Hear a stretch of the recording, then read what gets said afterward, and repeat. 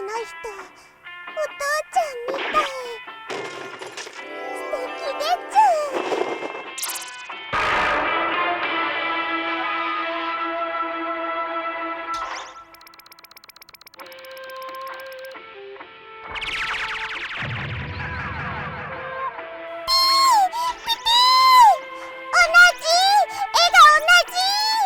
おめえわかるのか。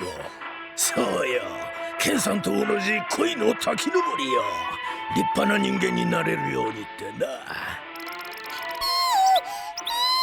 私も書いて。おめえも入れてほしいのか。入れてじゃあとっておきのを入れてやら。仁義だ。義理と人情を大事にして弱きを助け強きをくじくって意味だ。